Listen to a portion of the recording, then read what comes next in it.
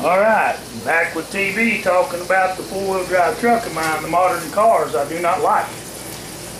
Not that well. I've had this new truck for about 2 years. It's a F-150 Ford, very nice truck. It's red in color.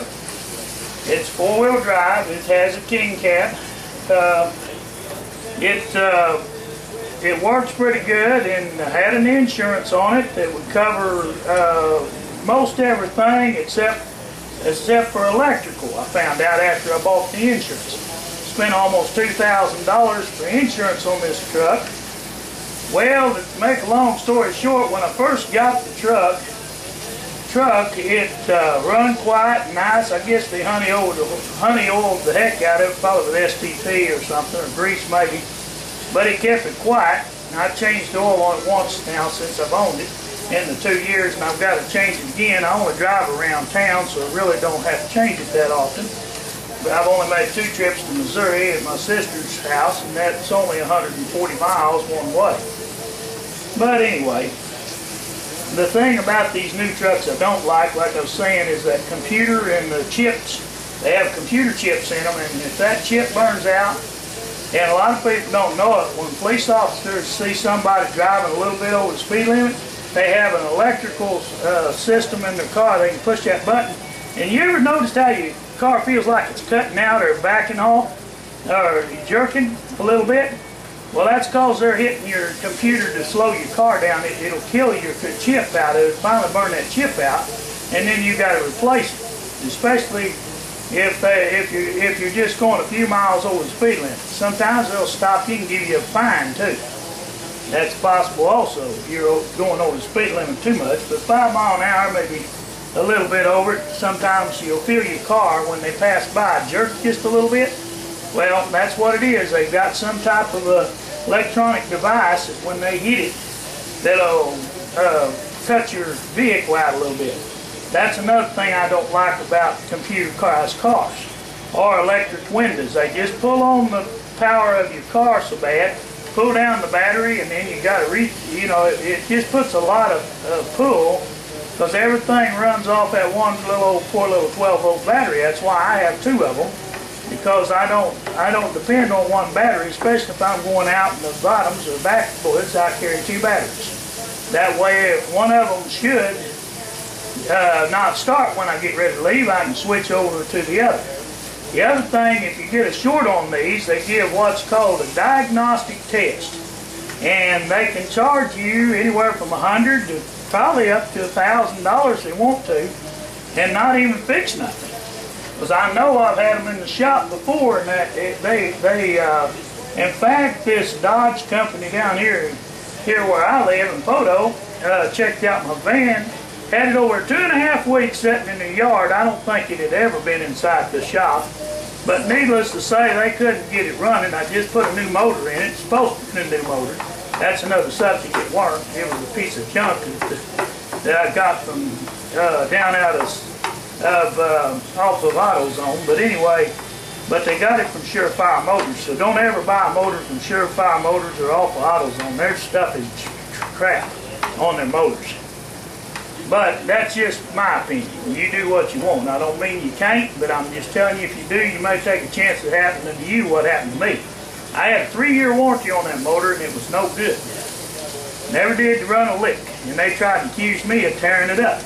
I hadn't done a thing to that motor because I never did get it started. It wouldn't start. Now, I have a little short in my wiring on that computer inside my van. I had a Dodge 1979 Dodge van.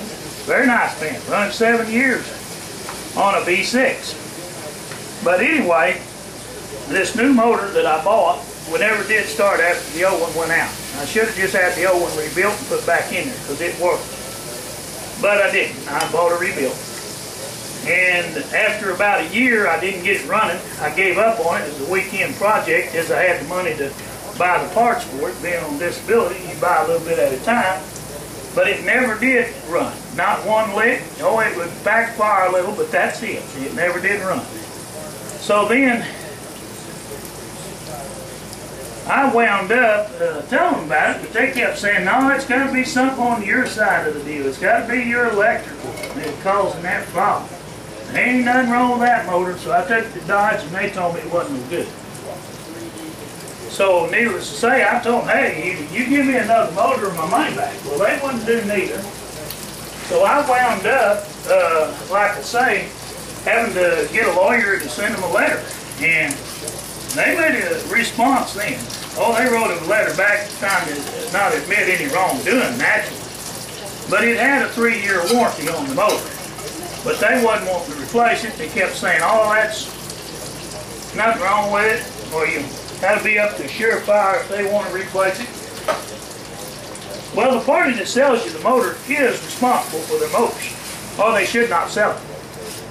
Because they're selling a product there that is supposed to be good and guaranteed to work with a 3-year warranty like that. You know, they had to replace it. They wouldn't replace the motor, but they did refund my money, part of it. I was out better than $3,000 altogether on this motor and hookups and paying out laborers to pull the motor in and out to get it out of the truck. Me being disabled, I couldn't do it by myself.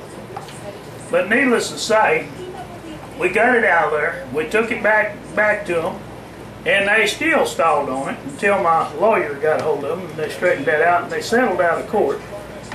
But they wanted me to state, you know, release them from any wrongdoing. Well, I did, but it really, in order to get my money, I had to release them. They put me over the barrel that way, where I had no choice but to say that you know, they released them and not say that they had any wrongdoing. They had a darn contract paper I had to sign to get released from in order to get my part of my money back. Well, I wound up getting, I think it was $2,200 back.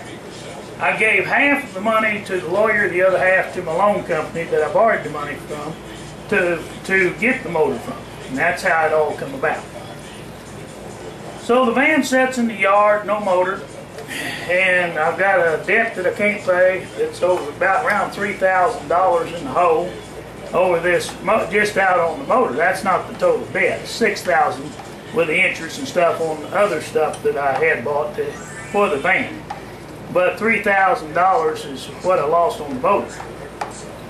But anyway, I made nothing out of it in the end. It's still sitting there. And of course the van belongs to the loan company because I couldn't pay them completely off either. So I let that go, and I bought this F-154 truck that I got, and I've been making payments on it now for 2 years at $302 a month, and I'd like to sell it.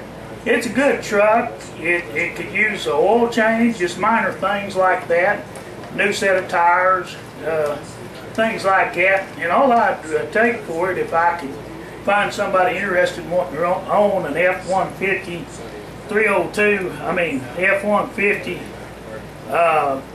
four-wheel drive truck. It's not 302 motor. That's what I pay a month on it. But I'm saying if I could get somebody to pay the note off, give me $10,000 for it, they could have that truck. That would clear it. Or $9,000 and give me an old truck that runs, and $9,000 to pay it off. Just an old truck that's smoking, Chevy, Ford, Dodge.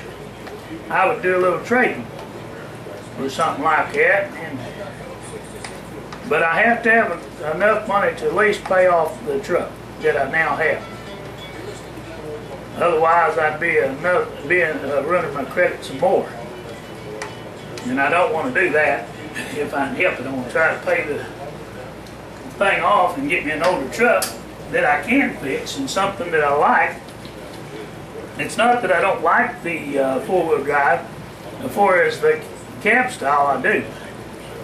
But I don't like the other accessories to it. I'd rather have actual windows that you can roll up on a truck with hand rollers that ain't on the doggone battery. There's no use putting a whole lot of extra stuff on your batteries. Because when you do, you're just pulling that battery down, and I ain't too lazy to take my hand and roll up the cotton picking window. That's what God put hands on us for. How long does it take you to roll up a window? Shoot.